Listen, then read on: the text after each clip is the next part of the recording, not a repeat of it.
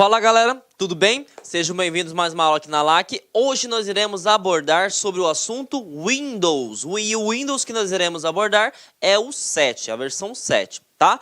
Primeiro, o que eu preciso saber? Que o sistema operacional, gente, ele nada mais é do tipo de sistema base, aprendemos isso na aula de software. O que é um sistema base? Aquele que é essencial para que o seu computador funcione. E outra coisa muito importante, é o sistema operacional responsável por duas coisas. Ele faz o IHC. O que é o IHC, professor? O IHC ele faz a interação entre o SH, que é o ser humano, com o PC, que é a máquina. Então, é o sistema operacional responsável por fazer essa comunicação. Ah, mas por que o sistema operacional faz essa comunicação, professor João Kleber? Simples, gente. A máquina entende uma linguagem chamada binário, que é 0 e 1. E você, ser humano, entende o quê? Atalhos, ícones, interface gráfica, até mesmo linguagem de máquina, que é a linguagem textual. Porém, você não entende 010101, você entende textos, caracteres. E o sistema operacional ele é responsável por converter para que você compreenda e para que a máquina compreenda. Bom, só que no concurso público, ele vai te perguntar o seguinte: como é constituído esse sistema operacional? E aí você precisa saber, gente, que existem 3 classificações. A primeira classificação é chamada de Shell. O Shell ele pode ser textual ou gráfico. Como assim textual? Antigamente, na década de 80, 90, os sistemas operacionais eles funcionavam através de linhas de comando. Então não existia atalho, não existia cores, não existia ícones. Simplesmente você teria que digitar comandos para que você conseguisse mandar uma instrução, né, para que o computador pudesse entender o que você estava falando. E isso a gente chama de Shell. O Shell poderia ser um interpretador via textual, tá? Ou via IG, que eu chamo de interface gráfica. Bom, depois que você manda o comando, a sua solicitação vai cair para um local que a gente chama de central de operações. E essa central de operações é chamada de kernel. Algumas pessoas chamam de kernel, tá? Então, o kernel, ele é um centro de operações. Então, quer dizer, se eu vou abrir o site do Facebook, a informação vai passar pelo Shell via interface gráfica ou textual e vai cair no kernel? Sim. Se eu quero abrir um pendrive? Sim. Se você quer conectar com a impressora? Sim. Independente do que você faça com o seu computador, vai passar dentro do kernel, tá? Bom, depois que você passou a operação, o kernel vai falar o seguinte: o que esse usuário quer? Ele quer conversar com a impressora? Então vamos acionar a impressora. Ele quer movimentar o mouse? Vamos acionar o mouse. Enfim, é ele que faz a comunicação com o hardware. E o que seria hardware? A parte física. Então vejam só, o sistema operacional ele é responsável por duas coisas. Quais são as duas coisas? IHC e gerenciar. O que é IHC? Ele faz a interação homem-computador. Além do mais, ele faz a parte de gerenciamento. Ele gerencia todo o hardware e todo o software da sua máquina. Lembrando que hardware seria a parte física e software a parte lógica, tá? Bom, e os elementos que são constituídos dos sistemas operacionais são esses 3. É o Shell é o interpretador, né? Pode ser textual via comandos ou pode ser via IG, interface gráfica. Essa informação ela vai chegar no kernel. O que seria o kernel? O núcleo do sistema, aonde passa todas as operações. Ele vai verificar a sua operação e vai acionar a máquina para executar, processar e, se puder, armazenar o que você desejar. Tudo bem? Então percebam, não é só perguntar quais são os tipos de sistema operacional. Você precisa entender como funciona o sistema operacional. E uma coisa muito importante, tá, gente? Independente se for sistema mobile, se for sistema, por exemplo, de desktop ou um tablet, ele vai ter um interpretador, ele vai ter o kernel do sistema e ele vai ter a parte física. Tudo bem? Bom, agora nós iremos abordar, né? Na verdade, isso aqui é só uma parte visual do que eu tinha comentado com vocês anteriormente. Que o Windows, tá? Ele pode ser acionado tanto via tela preta. Então, gente, aqui simplesmente seria a imagem, né? Representando as duas formas de shell que nós podemos ter. O shell textual, que seria a interface com tela preta, e aqui o shell gráfico, que seria através de interface gráfica. Os dois vão funcionar. E como nós falamos sobre o sistema operacional Windows 7, que vai ser o que nós iremos abordar nessa aula, o Windows 7 pode funcionar tanto dessa forma quanto dessa forma. Se no teu concurso falar o seguinte, o Windows só funciona via interface gráfica, falso, ele também pode funcionar via shell textual. O shell textual pode cair também com uma outra nomenclatura, tá? A sua nomenclatura pode ser chamada de prompt de comando, tá? Tudo bem? E se ele te perguntar o seguinte, como que eu faço para acionar o prompt de comando? Simples. Você pode clicar no menu iniciar e digitar o comando CMD. É só apertar iniciar, digita CMD. Quando você der um enter, vai aparecer essa tela preta, na qual você pode trabalhar via comandos na sua máquina. Então você vai abrir a pasta documentos, você vai criar arquivo, você vai excluir arquivo, você vai renomear arquivo, tudo utilizando a interface, tudo utilizando comandos. Então, aqui você já está habituado, né? Porque aqui já é interface gráfica. Você passa o mouse, você exclui, você arrasta, você clica, seleciona, mas eu posso também utilizar o shell textual. Tudo bem? Agora vamos falar um pouquinho sobre características do Windows, em específico o Windows 7, tá? O Windows 7, gente, ele tem 3 características que, a partir das suas outras versões, também possui, tá? Diga-se de passagem, o Windows 8, o Windows 10, tá? Ele também possui essas 3 características. Primeira característica, ele é um sistema operacional gráfico, tanto é que nós falamos que ele é gráfico, mas pode trabalhar via textual. Tá? Ele é um sistema multitarefa. O que é multitarefa? Significa o seguinte, você pode executar várias tarefas de forma simultânea. Por exemplo, muitas pessoas estão me assistindo agora, está com o Word aberto, está com o PDF aberto, está, por exemplo, com a rede social aberta. Então perceba, cada tarefa dessa que eu citei, o sistema operacional entende como um processo, entende como uma aplicação. E se ele não fosse multitarefa, você poderia escolher. Ou você assiste a aula do professor João Kleber, ou você, por exemplo, acessa a sua rede social. E isso seria um sistema monotarefa. Por que é um sistema monotarefa? Uma tarefa por vez. E o Windows, tá? Ele te permite realizar várias tarefas, tudo bem? Outra coisa que é muito importante, o sistema operacional Windows 7, ele é um sistema de múltiplos usuários. Significa que você pode configurar vários usuários, tá, para acessar sua máquina. Agora, olha essa palavrinha-chave. Ele não é múltiplos usuários com acesso simultâneo. Porque o que seria acesso simultâneo? Acesso simultâneo significa que vai funcionar em tempo real. Por exemplo, você pode escolher o usuário do professor João Kleber, ou você pode utilizar o usuário do professor Luiz, ou do professor Cid, e assim por diante. Agora, eu posso utilizar os 3 de uma só vez? Não. E isso poderia até ser uma pegadinha. O CESP costuma colocar muito isso, tá? O sistema operacional Windows 7, ele pode ser controlado por vários usuários? Pode. Agora, não é possível que eu ligue a máquina e os 3 trabalhem de forma junta. Eu tenho que escolher um ou outro por hora. Tudo bem? Bom, vamos responder questão. Primeira questão foi do CESP, né? E ele fala o seguinte, embora seja um sistema operacional monousuário, bom, já vamos parar por aí, né? Por que nós iremos parar por aí? Eu acabei de falar que o Windows 7 tem 3 características. Ele é um sistema com interface gráfica, também pode utilizar textual. Ele é multitarefa, tá? E ele também é multiusuário, então pode ter vários usuários trabalhando nele. Então você aqui já pode eliminar essa, tá? E o sistema questão permite a execução de várias tarefas simultâneas. Ele não é um sistema monousuário, ele é multiusuário, tudo bem? Bom, já que nós colocamos a questão de usuários, quando você trabalha com vários usuários, gente, é interessante que você coloque senha, né? Até porque, quem já viu a aula de segurança da informação, eu citei que o maior ativo de uma empresa hoje é a informação, certo?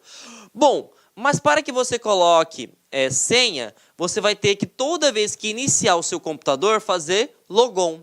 E o que é logon? Algumas pessoas falam login, né? Que seria o quê? Colocar as credenciais, usuário e senha para que você consiga conectar no seu computador. E você precisa saber o seguinte... Perdão, gente. E você precisa saber o seguinte, gente. Que eu posso personalizar, tá? A forma como se dá a entrada do meu login. Então percebam, aqui ele já vai estar meio que automático, já vai estar cadastrado, é somente eu preciso colocar senha. E aqui não, aqui eu preciso colocar o usuário e a senha. Então percebam, tá? Que existem várias formas de eu personalizar a entrada do meu computador. E lembrando, essa parte de login sempre vai ser executada quando você ligar o computador. Tudo bem? Outra coisa muito importante, pode cobrar também a questão de atalho. E aí é uma coisa importante até para matéria de segurança da informação. Você, por exemplo, vai sair para o almoço, você tem que bloquear o seu computador. E para bloquear o seu computador significa que ele vai voltar para a tela de login. A tela de login vai permitir o quê? Que a pessoa, para que tenha acesso ao sistema, coloque as suas credenciais, usuário e senha. Qual é esse atalho? É só lembrar que é L de login. E aí você vai apertar o logotipo do Windows, a bandeirinha do Windows, mais a tecla L e ele vai pedir a senha para você. Tudo bem? Então isso é muito importante. Então toda vez que você sair, tá? Para fazer qualquer coisa, até para ir no banheiro, tomar um cafezinho, bloqueie a sua estação de trabalho. Tudo bem? Então, o Windows L serve para isso. E já que nós estamos no tocante de usuários, você precisa entender, tá, gente? Que eu posso ter 3 tipos de usuários, tá? 3 tipos de usuários. Eu posso ter usuário administrador, eu posso ter usuário padrão, e eu posso ter usuário convidado. Professor, qual que é a diferença que existe? Bom, o usuário administrador já meio que é perceptível, né? O usuário administrador é aquele que tem acesso a tudo. Eu posso alterar um documento, eu posso alterar uma configuração do sistema, eu posso instalar aplicativos, mexer nas configurações dos aplicativos, enfim. Ele é o usuário que tem controle total, controle full, tudo bem? Usuário padrão é aquele que você pode delimitar o que ele pode e o que não pode fazer. Por exemplo, normalmente um funcionário ele é cadastrado como usuário padrão. Ele não pode instalar um programinha, até porque se deixar ele vai instalar um monte de programas que não digamos assim, voltados para a parte de trabalho, ele vai colocar jogos, enfim, vai baixar arquivos de torrent, e isso não é legal para a rede de computadores. E outra, você também tem o usuário convidado. O usuário convidado, para você entender melhor, para quem já foi visualizar ou comprar um notebook numa loja, por exemplo, você vai lá e tem um usuário que permite navegar nas funcionalidades do Windows. É como se fosse assim, uma versão demo, uma versão que você vai visualizar como que trabalha, qual que é a ideia daquele sistema. Isso seria a ideia do usuário convidado. É aquele que tem menos né, recursos, digamos assim, ele é mais limitado que o próprio usuário padrão. Então percebam, quando eu vou criar um usuário, eu posso escolher 2, tá? Eu posso utilizar o usuário padrão, ou eu posso utilizar o usuário administrador. Ah, mas e o convidado? O convidado já é predefinido do próprio Windows, ele já vem já. É uma forma de demo. Outra coisa muito importante, tá? Quando você vai instalar, por exemplo, um sistema, você vai alterar uma personalização do sistema, se você tiver cadastrado com o usuário padrão, ele vai te dar uma pergunta, né? Olha, para você fazer essa determinada configuração, você precisa ter um usuário administrador. E quem faz isso é um tipo de um sisteminha no próprio Windows, tá? E eu quero que vocês anotem aí. É chamado de UAC. O que é esse setor UAC? É um setor que faz controle de alterações de usuários. Então percebam, o Windows ele entende o seguinte, que alterar configurações, instalar aplicativos ou remover aplicativos é algo que pode denegrir o próprio sistema operacional. Então, ele parte do princípio seguinte, somente usuários administradores. E se o teu usuário for padrão, ele não permite. Ele vai dar uma mensagem, olha, para você conseguir fazer essa alteração, insira o usuário administrador para continuar. E aí, se você tiver a senha do usuário administrador, você vai colocar a senha do administrador e vai permitir fazer a alteração. Caso contrário, você vai voltar e ele não vai permitir instalar, não vai permitir fazer nada. Então, percebam, eu tenho dois tipos de usuários que eu preciso saber para o concurso, que é o administrador e o padrão. E, se eu estiver utilizando o usuário padrão e quiser fazer qualquer configuração ou instalação ou remover algo, eu preciso, né, informar o usuário administrador na UAC. E o que é o UAC, professor? É uma unidade de controle do próprio sistema operacional Windows 7. Para ficar mais fácil, vejam como que cobrou essa questão, tá? Sobre tipos de usuário no concurso do IF, tá? Ele fala o seguinte, o Windows 7 permite criar contas com diferentes níveis de permissão. São tipos de contas de usuário. Bom, ele está perguntando quais são. E aí você tem que lembrar que tem dois, né? Nós temos o usuário administrador e nós temos o usuário padrão. E o convidado que já vem automaticamente. Então, pública e oculta não existe, pública e privada não existe, compartilhada e oculto não existe, compartilhada e privada não existe, administrador e usuário padrão. Gabarito, alternativa E, tá? Bom, próximo tópico.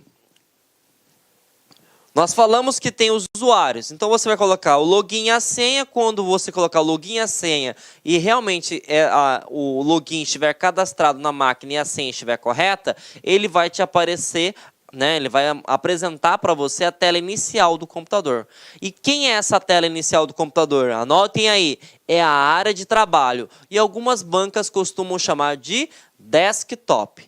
Então, quando você liga o computador, a primeira tela que irá apresentar após o login seria a área de trabalho. Ele pode te perguntar também o seguinte: imagine que você esteja com várias tarefas abertas. Eu estou com o Word, eu estou com a aula do professor João Kleber aberta, eu estou com a página do Face, eu estou com a página do Insta, do YouTube, e eu quero pegar um documento que está direto, né, na área de trabalho. Eu não quero ficar minimizando janela, não. Você pode apertar um atalho mágico. Esse atalho a gente chama de Windows D, ou logotipo D.